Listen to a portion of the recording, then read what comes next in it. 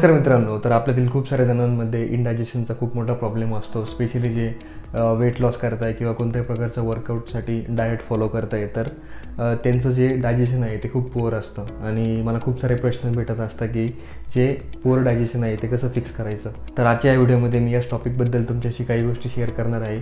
तुम्ही तुमच्या आहारात कोणत्या गोष्टी घेतल्या पाहिजे आणि कोणत्या गोष्टी टाळल्या पाहिजे हेच मी तुम्हाला या व्हिडिओमधून सांगणार आहे, जेणेकरून तुमचं जे डायजेशन आहे ते एकदम फिक्स होईल आणि तुम्हाला जे कॉन्स्टिपेशन किंवा लूज मोशन किंवा पोट चांगल्या पद्धतीने साफ न होणं, ॲसिडिटी होणं किंवा ॲसिड रिफ्लक्स म्हणजे असं बाहेर आल्यासारखं वाटणे, उलटीसारखं होणे, या सर्व डायजेशनशी रिलेटेड ज्या सर्व प्रॉब्लेम्स आहे तर ते सर्व प्रॉब्लेम्स नक्कीच हे जे रूल्स मी तुम्हाला आज सांगेल किंवा पॉईंट्स मी तुम्हाला सांगेल ते जर तुम्ही फॉलो केले तर नक्कीच हे सर्व प्रॉब्लेम्स जे आहे ते तुमचे बऱ्यापैकी सॉल्व्ह होतील.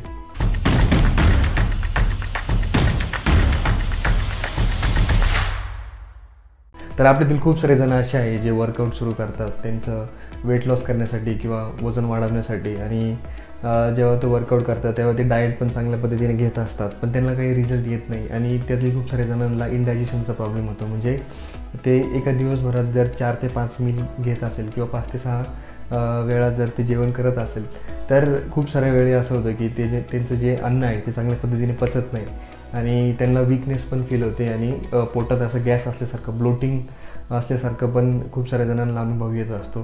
तर याच्या मागचं कारण काय ते म्हणजेच की इंडायजेशन. आता इंडायजेशन जे होतं तुम्हाला ते खूप साऱ्या गोष्टींमुळे होत असतं. ज्यातलं सर्वात पहिली गोष्ट म्हणजे जो तुमच्या पोटात जो बॅक्टेरिया असतो. आता पोट म्हणजे इथं मी आतडे जे तुमचं स्मॉल इंटेस्टाईन आहे, लार्ज इंटेस्टाईन आहे, मी त्याबद्दल बोलतो. तर आपली जी डायजेस्टिव्ह सिस्टीम आहे त्यामध्ये 2 प्रकारचे बॅक्टेरिया असतात. एक म्हणजे गुड बॅक्टेरिया आणि दुसरं म्हणजे बॅड बॅक्टेरिया. अगदी आपल्या तोंडापासून तर जे आपलं लार्ज इंटेस्टाईन आहे म्हणजे डायजेस्टिव्ह सिस्टीमची स्टार्टपासून तर एंडपर्यंत हे बॅक्टेरियाज असतात. तर त्यातले मेजॉरिटी ऑफ जे बॅक्टेरिया असतात ते आपले स्मॉल इंटेस्टाईन आणि लार्ज इंटेस्टाईन या 2 ठिकाणी असतात. तर हे जे बॅक्टेरिया आहे जर त्यांच्या क्वांटिटीमध्ये जर इम्बॅलन्स झालं, आता एक नॉर्मल ह्युमन बिंगसाठी 85% गुड बॅक्टेरिया असतात आणि जे 15% आहे ते बॅड बॅक्टेरिया असतात आपल्या बॉडीमध्ये, ओके, किंवा जे आपली गट आहे त्याच्यामध्ये. तर जेव्हा ह्या पर्सेंटेजमध्ये इम्बॅलन्स होतो अशा वेळी इंडायजेशनचा खूप साऱ्या जणांना प्रॉब्लेम अनुभवला येतो. तर आपण समजून घेऊयात की डायजेस्टिव्ह सिस्टीममध्ये डायजेशन कसं होतं. तर जेव्हा आपण कोणत्याही प्रकारचं अन्न जेव्हा आपण घेत असतो, म्हणजे जेव्हा आपण आपल्या तोंडापासून चावतो तिथूनच ती डायजेशनची प्रक्रिया सुरू होती आपल्या तोंडात. आणि जे आपलं पोट आहे तर त्याच्यामध्ये आपलं जे फूड जे आहे ते ब्रेकडाऊन होत असतं. त्यामध्ये विविध प्रकारचे ॲसिड्स मिक्स होत असतात, एन्झाईम्स त्याच्यामध्ये मिक्स होत असतात. त्यामध्ये जे प्रोटीन्स, कार्ब्स आणि फॅट्स हे जे मॅक्रोन्यूट्रियंट्स आहे तर ते ब्रेकडाऊन होत असतात. जे कार्ब आहे ते ग्लुकोजमध्ये ब्रेकडाऊन होतं, जे फॅट्स आहे ते फॅटी ॲसिडमध्ये ब्रेकडाऊन होतं आणि जे प्रोटीन आहे ते अमिनो ॲसिड्समध्ये ब्रेकडाऊन होतं. जे फूड जे ब्रेकडाऊन होतं तर ते स्मॉल इंटेस्टाईनमध्ये जातं आणि स्मॉल इंटेस्टाईनमध्ये गेल्यावर त्या फूडचं ॲब्झॉर्प्शन होतं आपल्या रक्तात. जे आपली ब्लड स्ट्रीम आहे त्यात जे सर्व इसेन्शियल न्यूट्रियंट्स, विटॅमिन्स आणि मिनरल्स आहे ते सर्व ॲब्झॉर्ब होतं आणि आपल्या पूर्ण शरीरात ते ज्या त्या ठिकाणी रक्ताद्वारे जात असतं, ओके. तर हीच डायजेशनची प्रोसेस असते आणि यातून जे उरलेलं अनडायजेस्टेड फूड आहे किंवा जे वेस्टेज आहे ते आपल्या लार्ज इंटेस्टाईनमध्ये जात असतं. लार्ज इंटेस्टाईन म्हणजे जे आपली आतडी आहे तर त्याच्यामध्ये एक बॉवेल मुवमेंट होत असते. म्हणजे जे वेस्टेज आहे किंवा अनडायजेस्टेड फूड जे आहे ते आपल्या शरीरातून योग्य पद्धतीने बाहेर निघतं, ओके. तर ही जी प्रोसेस आहे ती मेजरली जे तुमच्या पोटात जे मेजरली तुमच्या आतड्यांमध्ये जे गुड बॅक्टेरिया आणि बॅड बॅक्टेरिया आहे त्यावर डिपेंड असते. तर खूप साऱ्या जणांच्या डायजेस्टिव्ह सिस्टीममध्ये जे बॅड बॅक्टेरियाचं जे प्रमाण आहे ते खूप वाढलेलं असतं. कारण की आजकाल स्मोकिंग, ड्रिंकिंग किंवा टॅबॅको च्यू करणे किंवा अशा खूप साऱ्या गोष्टी असतात. जे पॅकेज फूड जास्त पद्धतीने घेणे, फायबर ज्या फूड्समध्ये नाही आहे असे फूड्स जास्त पद्धतीने कंझ्युम करणे, जसे की मैदायुक्त पदार्थ असेल किंवा व्हाईट राईस असेल. तर ह्या सर्व गोष्टी ज्या आहेत त्यांच्यामध्ये फायबर नसतं किंवा चिकन, अंडे हे जास्त प्रमाणात घेणं आणि आपल्या जेवणात जे फायबर्स आहे, जे फ्रूट्स, व्हेजिटेबल्स आहे तर या गोष्टी नसणे, या गोष्टी कॉन्ट्रीब्यूट करतात. जे तुमच्या शरीरातले जे बॅड बॅक्टेरिया आहे ते ग्रो होतं जेव्हा तुमच्या शरीरात फायबर कमी असतं आणि अनडायजेस्टेड फूडचं प्रमाण जास्त असतं. तर अशा वेळी काय होतं की जे गुड बॅक्टेरिया आहे, आता गुड बॅक्टेरिया काय करतं त्याचं काम हे असतं की जे प्रोटीन्स असेल, कार्ब्स असेल, फॅट्स असेल किंवा जे स्टार्च असेल किंवा शुगर असेल तर याला चांगल्या पद्धतीने ब्रेकडाऊन करणं हे काम असतं तुमच्या गुड बॅक्टेरियाचं.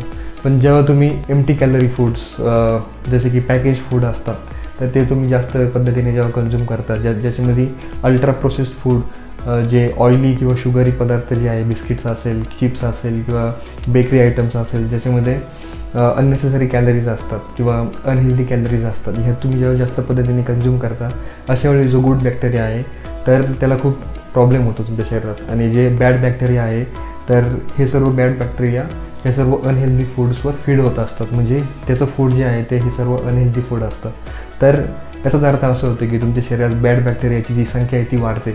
आणि बॅड बॅक्टेरियाची संख्या वाढल्यावर तुम्हाला क्रेविंग सुरू होते. तुम्हाला शुगरी फूड्स, जे बिस्किट्स असेल, चिप्स असेल, अल्ट्रा प्रोसेस्ड फूड्स असेल, बर्गर, पिझ्झा, फ्रेंच फ्राईज, या सर्व अनहेल्दी गोष्टी तुमच्या ब्रेनपर्यंत सिग्नल जातो की त्या तुम्हाला अजून लागत आहे. तर ही सायकल जी आहे ती कंटिन्यू होते आणि या सायकलमध्ये खूप सारे जण आपल्यातले फसलेले असतात.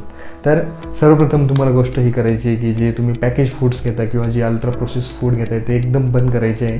आणि त्याच्याऐवजी तुम्ही दही घेऊ शकतात किंवा जे सॅलड्स आहे आपले किंवा रॉ व्हेजिटेबल्स आहे हे तुम्ही कन्झ्युम करू शकतात. जसे की आपली दही असते ती तुम्ही कन्झ्युम करू शकतात एक वाटीवर एका पूर्ण दिवसभरात. किंवा त्यासोबत कांदा, लवंग, दालचिनी असते किंवा जे सॅलड्स असतात या सर्व गोष्टी तुम्ही घेऊ शकतात. जेणेकरून काय होईल की तुमच्या शरीरातला जो गुड बॅक्टेरिया आहे त्याचं पर्सेंटेज वाढेल आणि जे तुमचं फूड ॲब्झॉर्प्शन आहे त्याच्यामध्ये नक्कीच तुम्हाला मदत होईल. ही गोष्ट तुम्ही लक्षात घ्या. त्याचसोबत तुम्ही गुड बॅक्टेरिया इम्प्रूव्ह करण्यासाठी तुम्ही कांद्यासोबत लवंग, जे लसूण आहे किंवा जे अक्रोड असतात आणि जी आपली दालचिनी आहे, सिनेमन ज्याला आपण म्हणतो, या सर्व गोष्टी तुम्ही ॲड केल्या पाहिजे. जेणेकरून तुमचे गुड बॅक्टेरियाचं जे प्रमाण आहे ते तुमच्या शरीरात वाढेल. आणि सर्वात महत्त्वाचं, तुम्ही जे स्मोकिंग जे आहे ते तुम्ही अवॉइड केली पाहिजे. स्मोकिंग जेव्हा तुम्ही अवॉइड करशाल, कमी करशाल आणि अगदी बंद करशाल तेव्हा नक्कीच तुमच्या शरीरातील जे डायजेस्टिव्ह बॅक्टेरिया जे असतात, गुड बॅक्टेरिया, त्याची संख्या नक्कीच वाढेल आणि याचा तुम्हाला खूप फायदा होईल तुमच्या डायजेशनमध्ये. ओके. त्यानंतर दुसरी महत्त्वाची गोष्ट म्हणजे एन्झाईम डिफिशियन्सी. आता एन्झाईम ही अशा प्रकारची गोष्ट असते आपल्या शरीरात की जे तुम्ही अन्न घेताय किंवा जे पण तुम्ही पदार्थ घेताय तुमच्या आहारात, तर ते ब्रेकडाऊन करण्याचं काम हे एन्झाईमचं असतं. तसे आपल्या शरीरात खूप सारे एन्झाईम्स आहे, पण मेजरली 3 प्रकारचे एन्झाईम असतात आपल्या शरीरात. ते म्हणजेच की अमायलेज, प्रोटीएज आणि लायपेज. तर अमायलेज जे असतं ते कार्बोहायड्रेट्सला ग्लुकोजमध्ये ब्रेकडाऊन करतं आणि जे लायपेज असतं तर ते लायपेज फॅट्सला फॅटी ॲसिडमध्ये ब्रेकडाऊन करतं आणि जे प्रोटीएज असतं ते प्रोटीनला अमिनो ॲसिड्समध्ये ब्रेकडाऊन करतं. आणि जेव्हा हे मॅक्रोन्यूट्रियंट्सचं ब्रेकडाऊन होतो त्यांच्या स्मॉलेस्ट युनिटमध्ये, तर त्याचं डायजेशन करायला अगदी खूप सोपं होऊन जातं. आणि जेव्हा हे एन्झाईम्स, हे जे मॅक्रोन्यूट्रियंट्स आहेत तर या मॅक्रोन्यूट्रियंट्सला जेव्हा ब्रेकडाऊन नाही करू शकत, तर तेव्हा ते जे फूड आहे ते डायजेस्ट अजिबात होत नाही आणि ते तसंच तुमच्या इंटेस्टाईनमध्ये पुढं मूव्ह होत असतं. आणि जे बॅड बॅक्टेरिया असतात तर ते बॅड बॅक्टेरिया ह्या अनडायजेस्टेड फूडवर डिपेंड असतात. म्हणजे त्यांना हे अनडायजेस्टेड फूड लागत असतं, ज्याच्यामुळे तुम्ही शरीरात गॅस होतो, ॲसिडिटी व्हायचे पण खूप सारे चान्सेस याच्यामुळं तयार होतात. ही गोष्ट तुम्ही लक्षात घ्यायची आहे. आणि जे एन्झाईम्स आहे ते चांगल्या पद्धतीने तुमच्या शरीरात असणं ही खूप महत्त्वाची गोष्ट आहे. आता ती तुम्ही कशी फाइंड आउट करू शकतात की तुम्ही एन्झाईम डेफिशियंट आहात की नाही. जर तुम्हाला इंडायजेशन होत असेल तर तुम्ही एन्झाईम्स असतात, सप्लिमेंट्स असतात किंवा जे आपलं फूड आहे, जे एन्झाईम रिच फूड असतं, जसे की सॅलड्स किंवा जी पपई आणि जे पाईनॲपल असतं, तर ते तुम्ही घेऊ शकता. त्याच्यात नॅचरल एन्झाईम्स असतात. जे तुम्ही फूड घेता, सॅलड्स घेता, बीटरूट, काकडी, गाजर असेल, टोमॅटो असेल किंवा कोबी असेल किंवा ब्रॉकली असेल, तर ह्या सर्व गोष्टी काय करतात, त्याच्यामध्ये नॅचरल एन्झाईम्स असतात. हे एन्झाईम्स तुमचं जे फूड असतं त्याला ब्रेकडाऊन करण्यात खूप मदत करत असतात. तर ही गोष्ट तुम्ही लक्षात घ्यायची.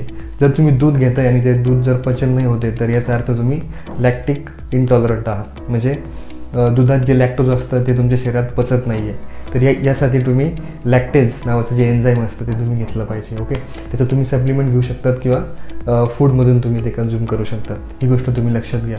आता जे एन्झाईम आहे ते आपल्या फूड ब्रेकडाऊनमध्ये खूप इम्पॉर्टंट रोल असतो त्याचा. आणि अगदी आपल्या तोंडात जेव्हा आपण फूड चावत असतो त्यावेळी जी लाळ असते आपली त्याला आपण सलायवरी अमायलेज असं पद्धतीने एक एन्झाईम असतं त्याच्यामध्ये, जे आपल्या तोंडापासूनच जे आपण फूड चावतोय तर ते ब्रेकडाऊन करायचं प्रोसेस जी आहे ती स्टार्ट होते.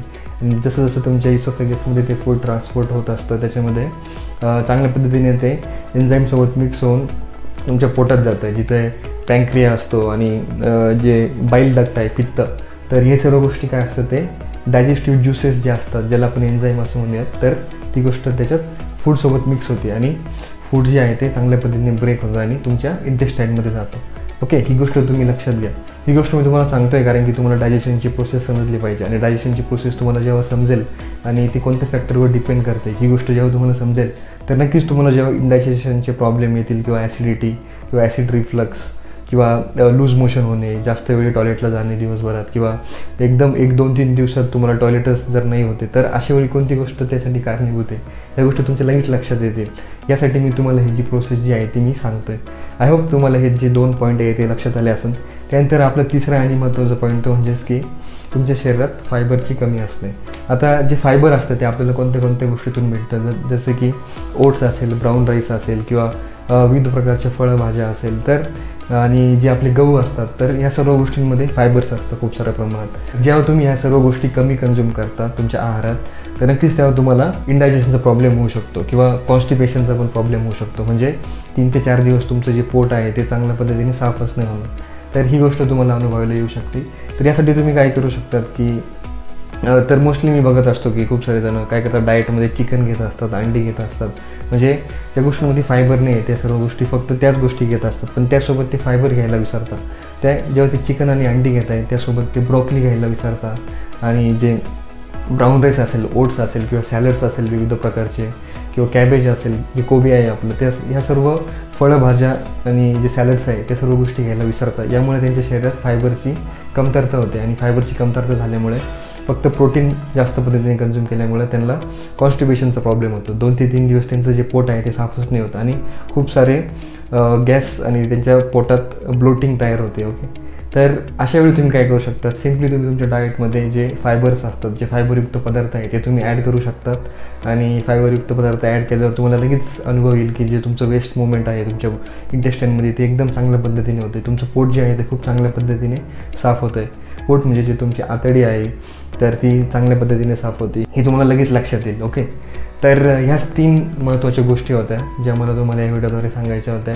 यानंतर अजून एक महत्त्वाची गोष्ट म्हणजे जी तुमची झोप आहे ती पण चांगल्या पद्धतीने झाली पाहिजे, आणि दिवसभरात जे तुम्ही पाणी पिताय ते पण ॲटलिस्ट 3 ते 4 लिटर तुम्ही पिले पाहिजे, जेणेकरून तुमचं जे डायजेशन जे आहे ते चांगल्या पद्धतीने होईल, आणि तुमची जी फूडची किंवा जे वेस्ट मूवमेंट आहे जे तुमच्या इंटेस्टाईनमध्ये होते ती पण एकदम चांगल्या पद्धतीने होईल जेव्हा तुम्ही चांगलं पाणी पिशाल. ओके, तर हीच सिम्पल गोष्ट होती जी मला तुम्हाला सांगायची होती. तर अनेकांना पाईल्सचा प्रॉब्लेम असतो, हेमरॉइड्सचा, मूळव्याध जो आहे तर त्याचा खूप साऱ्या जणांना प्रॉब्लेम असतो, कारण की लार्ज इंटेस्टाईनमध्ये जी वेस्ट मूवमेंट आहे ती चांगल्या पद्धतीने नाही होत, आणि चांगल्या पद्धतीने ती मूवमेंट न झाल्यामुळे जी लायनिंग असते किंवा जी वॉल असते इंटेस्टाईनची तिथे खूप सारा प्रॉब्लेम होऊ शकतो, किंवा सुजन किंवा स्वेलिंग येऊ शकते तिथं, आणि त्याचा तुम्हाला खूप जास्त प्रॉब्लेम होऊ शकतो भविष्यात. तर हे सर्व नाही व्हावं यासाठी तुम्ही चांगल्या पद्धतीने फायबर्स तुमच्या आहारात इन्क्लूड केले पाहिजे, आणि जो तुमचा बॅक्टेरियाचा आहे बॅलन्स आहे चांगल्या पद्धतीने मेंटेन केलं पाहिजे, जसं मी तुम्हाला आत्ता सांगितलं. ओके, तर सिम्पली हे 4 ते 5 प्रिन्सिपल्स तुम्ही फॉलो करून चांगल्या पद्धतीने तुमचं डायजेशन इम्प्रूव्ह करू शकता. जो तुमचा गोल आहे फॅट लॉस करणं किंवा वेट गेन करणं, त्यामुळे तुम्ही तेवढे पण डाएटसाठी जे पैसे तुम्ही इन्व्हेस्ट करताय, तर तो जो डाएट आहे, तो जो आहार आहे, तो तुमच्या शरीरात फक्त तुम्ही जेवण करून फक्त तो फ्लश नाही झाला पाहिजे, तर त्यातले सर्व जे न्यूट्रिएंट्स आहे, जे मिनरल्स आणि विटॅमिन्स आहे ते चांगल्या पद्धतीने ॲब्झॉर्ब झाले पाहिजे आणि तुमच्या अंगी लागले पाहिजे. तर यासाठीच तुम्ही हे सर्व गोष्टी ज्या आहेत ते नक्कीच फॉलो करा. जो तुमचा वेळ आहे, पैसा आहे आणि जो एनर्जी आहे, या सर्व गोष्टी तुम्ही वाचू शकतात जर तुमचं डायजेशन चांगल्या पद्धतीने झालं. आणि जेव्हा डायजेशन चांगल्या पद्धतीने होईल, नक्कीच तुमचा जो टार्गेट आहे, जो तुमचा वेट लॉस करायचं असेल किंवा वजन वाढवायचं असेल, तर ते नक्कीच तुम्हाला एकदम सोप्या पद्धतीने तुम्ही ते मिळवू शकता. तर ही गोष्ट तुम्ही ते लक्षात घ्या. आजच्या या व्हिडिओमध्ये तुम्हाला थोडी पण जर काही व्हॅल्यू भेटली असेल किंवा कालपेक्षा तुम्ही आज काहीतरी नवीन गोष्ट शिकलेले आहात, तर हा व्हिडिओ तुम्ही तुमच्या फ्रेंड्स आणि फॅमिलीसोबत शेअर करू शकता. आणि आपण भेटूयात माझ्या पुढच्या व्हिडिओमध्ये. तोपर्यंत धन्यवाद.